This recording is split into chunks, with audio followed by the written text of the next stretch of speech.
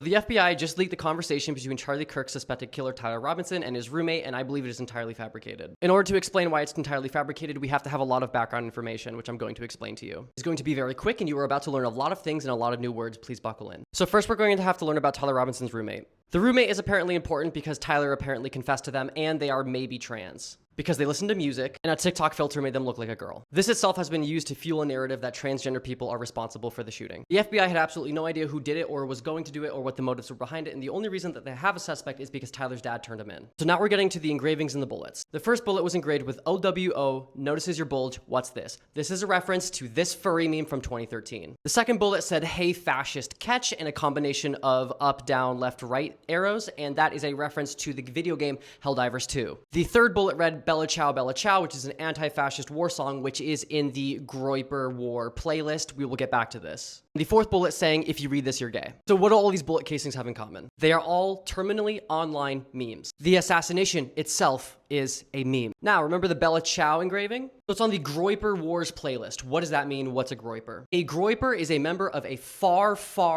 right white extremist political circle. It is led by this guy, Nick Fuentes, and here is his catboy femboy boyfriend. You're getting to that in a second, please stay with me. This post was found on his mom's Facebook, and it shows him in Halloween dressing up as this picture on the right. What is this? So this is an online meme called Pepe the Frog, and it's kind of the mascot of the Groyper movement. So it's that Pepe the Frog dressed up in a full Adidas tracksuit, and he is dressed up as this for Halloween. Are we seeing this connection now? Also, Nicholas J. Fuentes started this thing called the Groyper Wars. The Groyper Wars are basically his followers going to Republican or conservative Q&As or info sessions and trying to get the people speaking to steer further and further right. This one specifically is for one of Trump and Elon's little get-togethers, but he also is very known for doing this to Charlie Kirk. And the Groypers hated Charlie Kirk because they thought he was too cozy with the establishment and that he was not far right enough. The people who subscribe to Nick Fuentes' ideas are a very terminally online white supremacist group, which tracks with the humor engraved on the bullets, because this is a furry meme from 2013.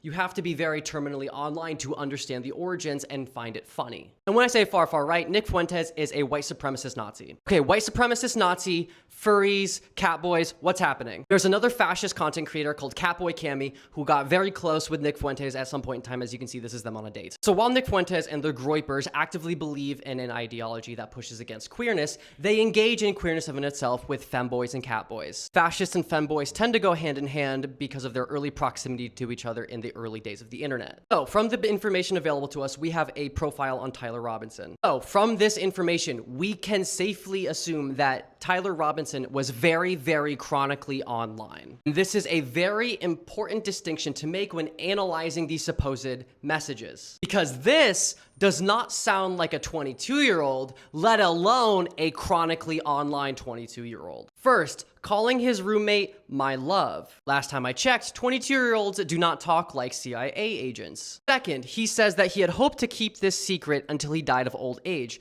but that does not make sense because he told his dad he did it and his dad turned him in. Second, he is immediately admitting to the crime. How convenient for the FBI, he just said he did it. Next, I had planned to grab my rifle from the drop point.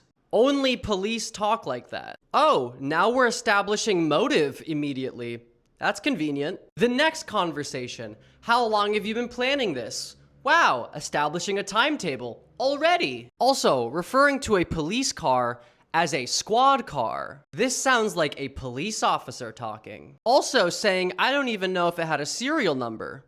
Why would you bring that up? Also, he refers to his dad as his old man. The only people I know who talk like that are 40+ years old. Tyler is a very terminally online 22-year-old. And then they talk about the casing being UWU. The bullet casing is OWO. They are fucking up their own narrative because they are trying to craft this narrative that trans people are somehow responsible. But Saber, the FBI wouldn't lie to us. The FBI is saying that there's no credible information to Epstein. Let's not try to pretend that we are stupid, okay?